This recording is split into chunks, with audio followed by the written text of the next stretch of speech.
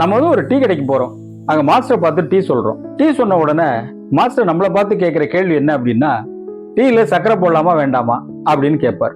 என்ன காரணம்? எல்லாருக்கும் தெரிஞ்ச ஒண்ணுதான். சரி, இதுக்கு மாற்றாக இயற்கையில் என்ன இருக்கிறது? என்ன இல்லை. எத்தனையோ நம்மையும் அறியாமல் இயற்கை நமக்கு தந்திருக்கிற வளங்கள் அதிகம், நம்ம தெரிஞ்சுக்கிறது இல்லை, அவ்வளவுதான். அதை பத்தி இன்னைக்கு தெரிஞ்சுக்கலாமா? இது உங்கள் முத்தமிழ் பார்வை. வாங்க நிகழ்ச்சிக்குள்ள போகலாம்.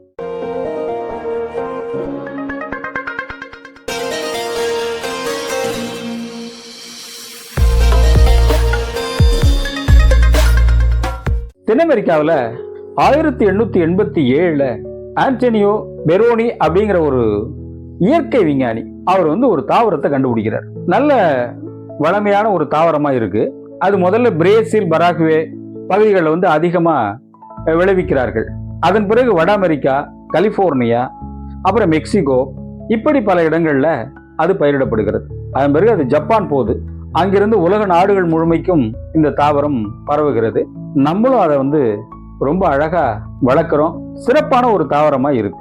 அதனுடைய பெயர் சர்க்கரை துளசி. துளசியில பல வகை உண்டு, உங்களுக்கு தெரியும்.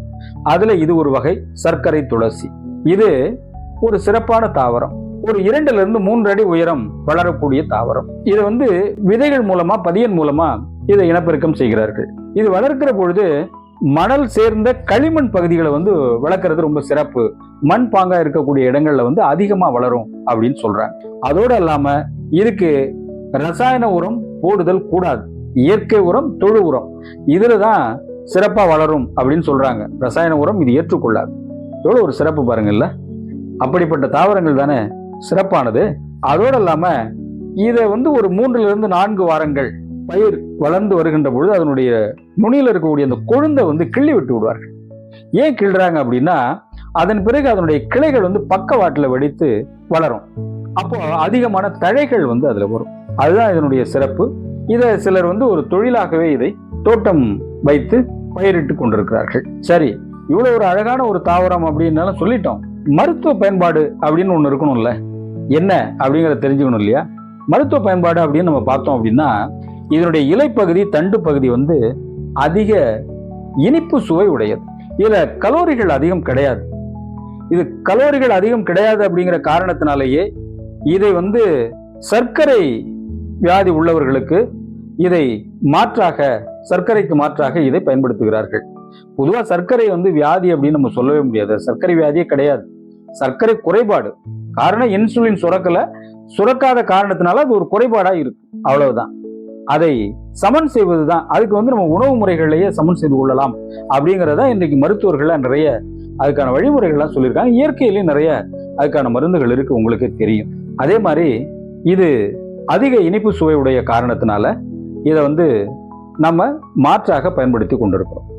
இதுல என்ன ஒண்ணுன்னா, இதுல மாத்திரை தயாரிக்கிறாங்க, இதுல வந்து எண்ணெய் தயாரிக்கிறாங்க, இதனுடைய இலைகள் பொடி செய்து அதையும் பயன்படுத்துகிறார்கள். இலையை வந்து நேரடியா மருத்துவத்துக்கு பயன்படுத்துகிறார்கள். அதோடு இல்லாம இதனுடைய இலைகள் காய்ந்து அதை பொடி செய்ததுக்கு பிறகு அதிக இனிப்பு சுவையுடைய காரணத்தினால அதை காப்பில, டீல, அப்புறம் சோடாக்கள் போன்ற பானங்கள்ல வந்து இதை பயன்படுத்துறாங்க.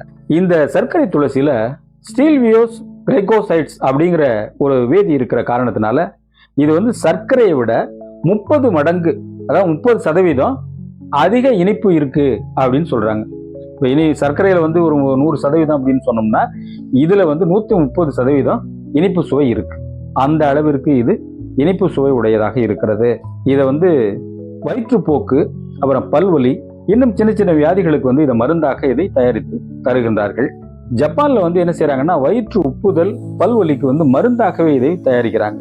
இதுல பிளட் சுகர், இரத்த அழுத்தம் குறைபாடுகள் இருப்பதை வந்து இது சமன் செய்வதற்கான ஒரு மருந்தாக இது பயன்படுத்தப்படுகிறது. ஆக இவ்வளவு நன்மைகள் இதற்குள்ளாக இருக்கிறது. பொதுவாக இதெல்லாம் நம்ம பயன்படுத்துறோம் அப்படின்னு வச்சுங்களேன். இந்த மாதிரி இயற்கையை வந்து நம்ம பயன்படுத்துகிற பொழுது, இயற்கை தாவரங்களை மருந்தாக நாம பயன்படுத்துகிற பொழுது, அது சார்ந்த மருத்துவர்கள்ட்ட வந்து ஒரு சின்ன ஆலோசனை கேட்டுட்டோம் வச்சுங்களேன், காலமா நம்ம பயன்படுத்தலாம். காரணம் என்ன? அதை பற்றியான கூடுதல் தகவல் நம்ம வந்து தெரிஞ்சுக்க முடியும். அது நம்ம உடலுக்கு எந்த விதமான பாதிப்பும் இல்லாமல் அதை பயன்படுத்துவதற்கு நல்ல காரணமா இருக்கும், இல்லையா? என்ன நண்பர்களே, இன்னைக்கு இந்த சர்க்கரை துளசி பற்றியான சின்ன செய்தி எப்படி இருந்துச்சு? உங்களுடைய கருத்துக்களை சொல்லுங்க. நம்முடைய நிகழ்ச்சியை லைக் பண்ணுங்க, ஷேர் பண்ணுங்க, சப்ஸ்கிரைப் பண்ணி பாருங்க. மீண்டும் சந்திப்போம். அதுவரை உங்களிடமிருந்து அன்பு வணக்கம் கூறி விடைபெறுகின்றேன். உங்கள் அன்பின் மாங்குடி கே. முத்தமிழ் செல்வன். வணக்கம் நண்பர்களே.